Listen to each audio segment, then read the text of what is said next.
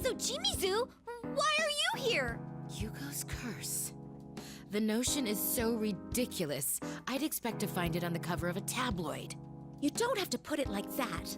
How can you say that for sure? Having Kaname Kitchen sing Yuko-san's song might be an effective marketing strategy. But it could well be thanks to you that they were thrown into this incident. I can see your position. In a place like this, it's easy to think some monster or ghost is responsible. However, it's impossible that this is Yuko's curse. It's flatly out of the question. You can't know that for sure. Yes, I do. And that's the end of the conversation. Tomoe, choose your words more carefully if you don't want to make a fool of yourself. See what chaos you've caused? I'm sorry. How could you? Mizochimizu's attitude was clearly aggravating Chie and Yukiko. It is strange. Mizochimizu does tend to speak aggressively, but this time feels different, like a rush of emotion. Why is that? As I try to calm Chie and Yukiko down, I ponder the possibilities. I understand their feelings. We're trying to account for actual victims here, and being worried for their safety makes us emotional. But attacking Mizochimizu is the wrong way to deal with it. We don't even know the extent of her connection here. Everyone, that's enough. We don't know if Mizochimizu is even a part of this. No, I apologize. I shouldn't have lashed out. In any case, I'll take it from here. Tomoe, stay here with me until you've recovered. Is that clear? Yes, ma'am.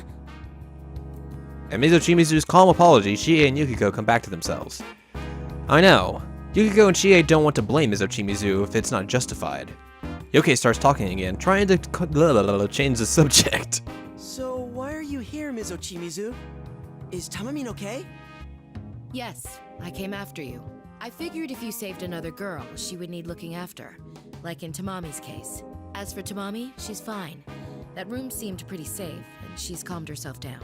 Idols aren't that fragile. I see. Thank you. Anyway, you've successfully saved Tamami and Tomoe. I'd like to thank you, but I think I'll wait until this whole mess is over.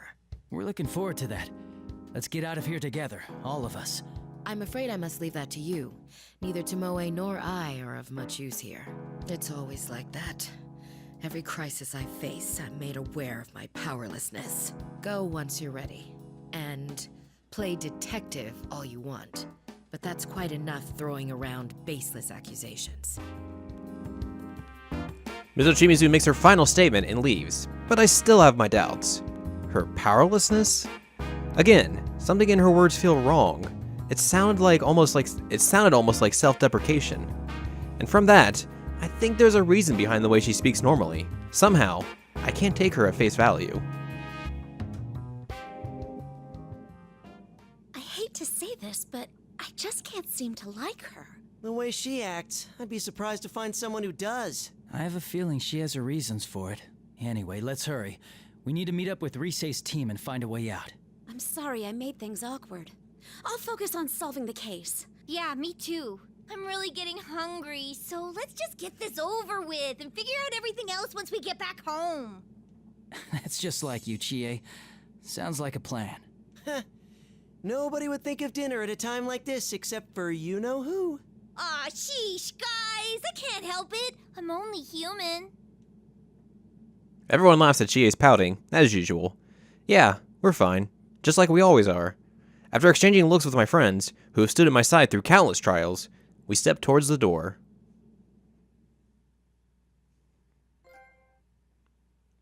Helped.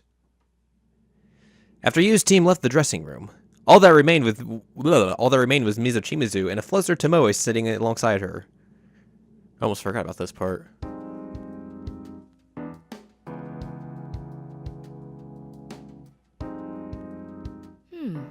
Some buildup on your face. Oh, I've been here since yesterday, and I couldn't do anything about it, so... I see.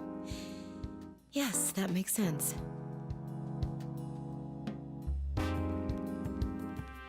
You're the eldest member of Kaname Kitchen, correct? The L&B festival is right around the corner. Huh? What? Oh, yes. You know, I've heard that exercise is good for the skin. I'll exercise. Some dance practice.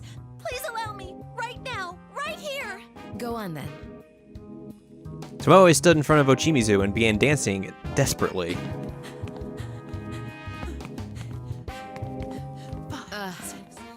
No, you're not getting it at all.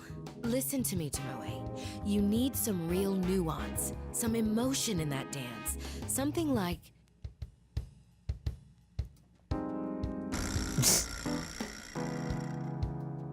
a female veteran of the company's lowest department, advising the new addition to the group. A woman's worth is measured by the number of men she has conquered. Do you feel her pride? Her sorrow? Oh my god! I'm ashamed of myself! I didn't understand my routine at all!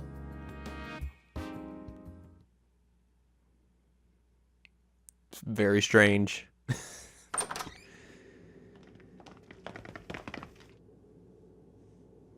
After exiting the dressing room, I took a good look around. Alright, there's no sign of any shadows appearing here. I think it's safe to leave Ms. Ochimizu and Tomoe-san there. Glancing to my side, I noticed Yosuke stretching. Good. Looks like he managed to get a little rest back there. Alright, then let's meet up with Rise. Whew. Man, I'm really starting to ache here. It's because of you guys that we were able to save Tamami-san and Tomoe-san. Thanks for being with me. Come on, man. Why are you thanking us? We're the investigation team, remember? Saving people in danger is our thing! You know, I was wondering. It's about Ms. Ochimizu. Did she seem to you like she was acting kinda strange? Miss Ochimizu? Something in my memory flickered at his question. I did feel something wrong with Ms. Ochimizu back there. Is Yosuke talking about how Ms. Ochimizu got suddenly emotional? I mean, it was strange, but... It was a little unusual. Like all of a sudden her emotions got the better of her. You noticed too, huh? She was still acting pretty lousy, but it was kinda different this time. Hey, now that you mention it, it felt like she really wanted to end the conversation quick, huh? Yeah, right when the topic of that idol Yuko came up. It's only a hunch right now, but my gut tells me there's something she's not telling us. But what? I agree with most of Yosuke's opinion. We don't know what, but Ms. Ochimizu is definitely hiding something from us. It most likely has something to do with this Yuko Osada, but... Well, I don't know yet. That's actually why I thought I'd bring it up. What do you think of it all?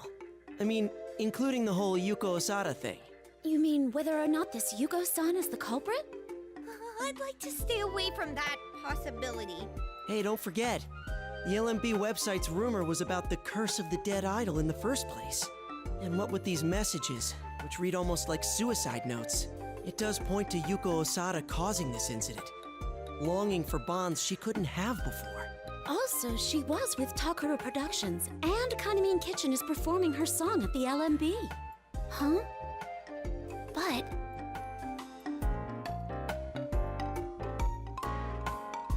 There are a lot of connections, but that voice seemed to know a lot of close personal information about Tamami-san and Tomoe-san. It's hard to imagine that Yuko-san would know that much about them. Yeah, exactly! See? I knew Yuko-san wasn't the culprit! Chie is very excited at this possibility. Huh. You've got a point there. Tomomi, besides, Kaname Kitchen hasn't been around for that long. When you think about it, there's no way Yuko-san could have known them. As I thought, knowing Yosuke, I'm sure the info on Kaname Kitchen is accurate. And if that's the case, it's hard to think that the voice is Yuko-san. But that means... Ah, crap. It looks like we're back at square one. If it's not her, then who the hell's the culprit?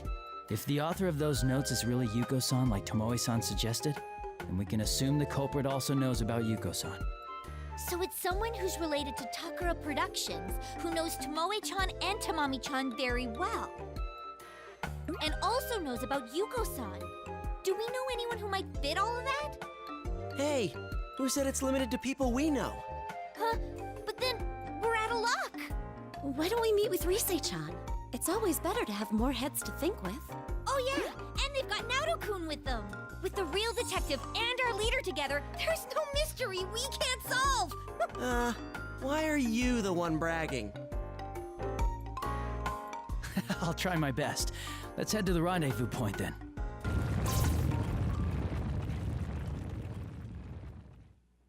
Suddenly, we felt a shock.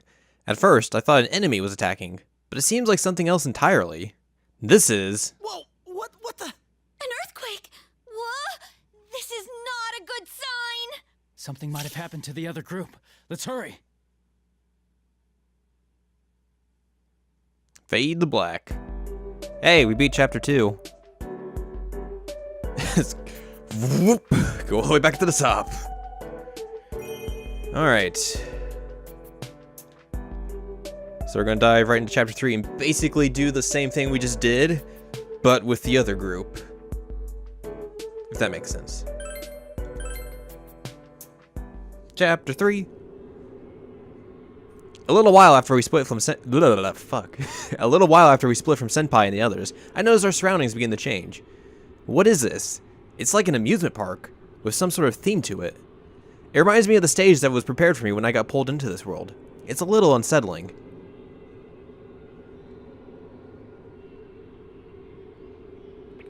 Man, Let's Plays got really weird. Whoa. What is this place? It's kinda cute. Like from a fairy tale or something. Don't let your guard down, Kanji-kun. There's no telling when the enemy will attack. Yeah, I know. Everything okay with you two? You're awfully quiet. Are you not feeling well? Aw, now, Chan, you're all lonely because you're not with Sensei, huh? Don't worry, Teddy will stay at your side forever and ever. That's not the case. Yeah, same here. Wait, did you just ignore me, Ted? What the hell did you put that on? Ah, I get it. Come on, Kanji, Naoto-kun. We want to prove to our senpai that we can handle things on our own, right? Aside from that, though, I didn't notice that Teddy put his fur back on until Kanji mentioned it. Wait, what's with that outfit? A white jumpsuit, a gaudy belt, and what do they call those dangly things? Oh yeah, fringes hanging off of his sleeves. And on top of that, he's got Kuma printed across his chest in glitzy gold letters. That's definitely not the costume Inoue-san prepared for him. We didn't have any plans for the bear suit at all. He probably made that himself. Not that I'm going to let him wear that on stage. Oh, I see. When Yosuke's not around, Kanji keeps us in check. Ooh, does that mean Kanji's checking me out right now? Is my innocence in danger? No, I'm not. And enough of that crap. It's getting real old, damn it.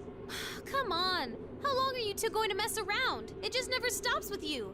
Well, I wouldn't call it loneliness, precisely, but it does feel awkward without Senpai.